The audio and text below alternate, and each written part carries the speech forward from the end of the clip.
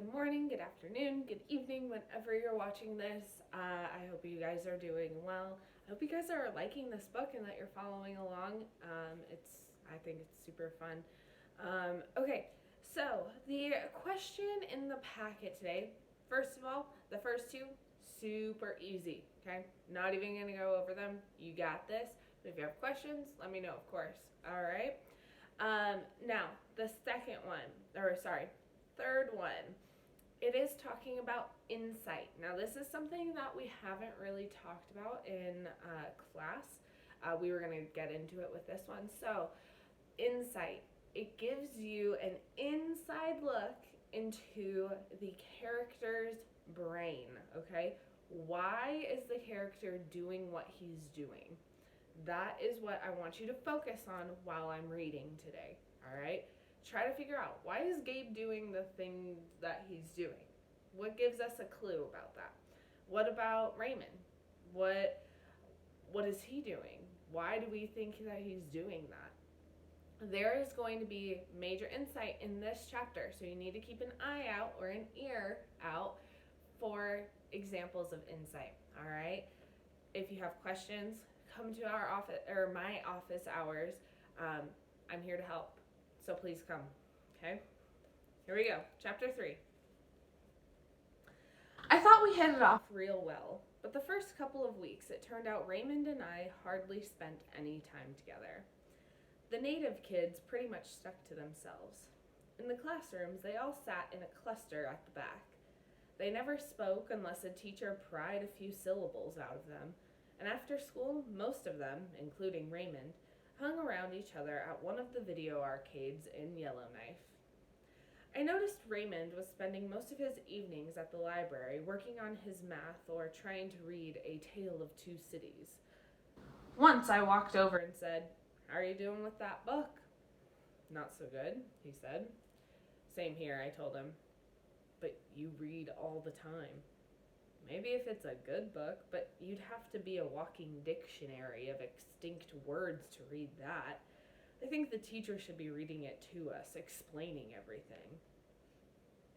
Raymond had a grin on his face. Didn't tell him. He already thinks I have an attitude. He could tell I wasn't too happy when he said I couldn't do any extra credit book reports on westerns or science fiction. They all have to be the books from his list. After that, I pretty much never saw Raymond in the library. He'd watch TV in the dorm lobby. Just before curfew, he'd show up at the room and then he'd sit at his desk and stare at his homework.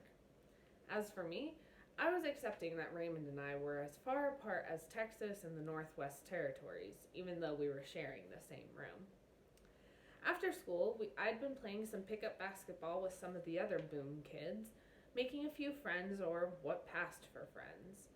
So Boom kids, they're the kids whose parents are working in the diamond mine. So they're there for just a singular reason. They don't actually live there. They're not citizens of the Northwest Territory. I missed playing football a lot. I missed faking out tacklers and running for daylight.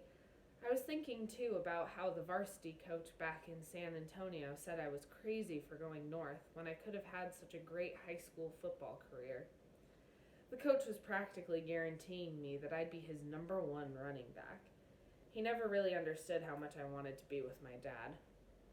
The third week of September was my dad's week off, and we finally got to spend some time together.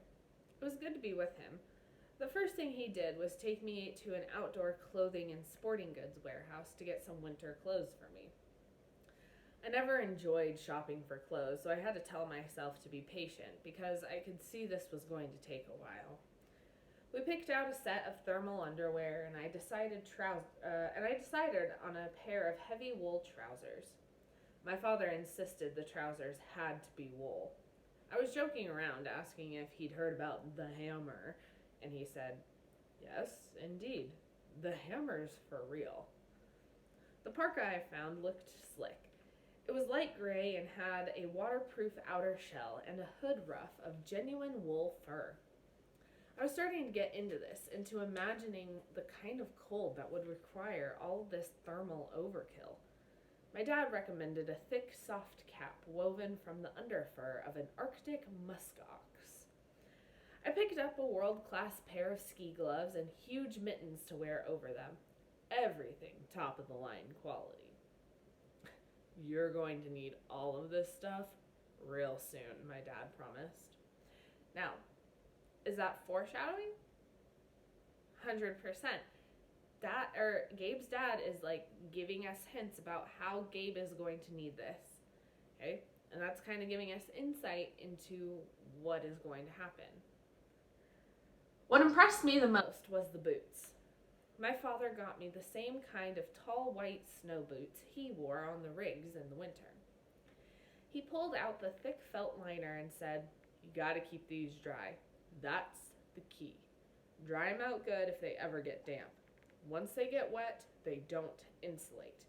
You hear about people making a mistake and getting bad frostbite, even losing their feet." Our arms were full as we stood in line at the checkout. My dad spotted a little thermometer on the display case and grabbed it. It was a couple inches long, encased in plastic. "For the zipper pull on your parka," he said. I got a chance to try out some of the new clothes when my dad hired a charter boat the next day, and we went fishing on the Great Slave Lake. It was freezing cold out there, wind blowing too. But I knew that it was all supposed to come with the territory, and I never mentioned it. I hate whiners, so I wasn't going to be one myself. I pulled the musk ox cap out of my day pack and warmed right up after I pulled it down over my ears. When I caught a 25-pound lake trout, a toothy predator with a head bigger than my fist, I was glad I'd come north. There was something about taking that big trout out of the body of water called the Great Slave Lake, doing it alongside my father, having him net the fish after a half-hour's battle with only one of the treble hooks still attached at the last, and just barely. We were together in this strange place, and the wilderness of the place itself was what had bent my rod double, and that wildness was running like electricity through the line and right through my veins. This is why I came, I thought. Okay, now we know. This is why Gabe came to the Northwest Territories. That's our insight right there. He came here for this reason, to be out in the wilderness, to spend time with his dad. Okay? This is exactly what insight is. Okay? So hopefully you caught that. We went bowling afterward and then sat in the cafe at the alley and talked.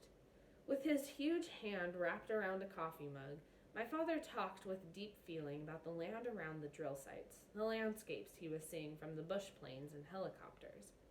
Some of the sites were in the forest and some were north of the tree line, out on the barren lands. He spoke of seeing immense herds of caribou fording, clear running rivers and flowing across the tundra. He spoke of seeing a grizzly with 3 cubs, Arctic foxes, snowshoe hares, musk oxen. Any wolves? Keep looking. Haven't seen a wolf yet. So you still like it up here as much as ever? He had to think about that question, rubbing his beard against the grain. Oh, I love the north, but it's a sad time to be here, to my way of thinking. How's that? Flying into all these places where there have never been roads, knowing that the roads are coming soon, and so is everything that comes with them, for good and for bad. Well, that's progress, I guess. It seems like everywhere the geologists have us drilling, they're finding these kimberlite pipes they're looking for. They're finding plenty of diamonds in their core samples. It's just exploration up here now. In a couple of years, the actual mines will be starting up. The talk is that the Northwest Territories could eventually rival South Africa as the world's largest diamond producer. I've worked with a couple of native people. They need jobs, but they're afraid of what's going to happen. You know, they lived here for thousands of years without ruining it. Isn't that because they don't know any different? I don't know. Maybe it was a kind of genius and we just can't recognize it. At any rate, it makes me sad thinking about it. You'd think we could leave the diamonds in the ground.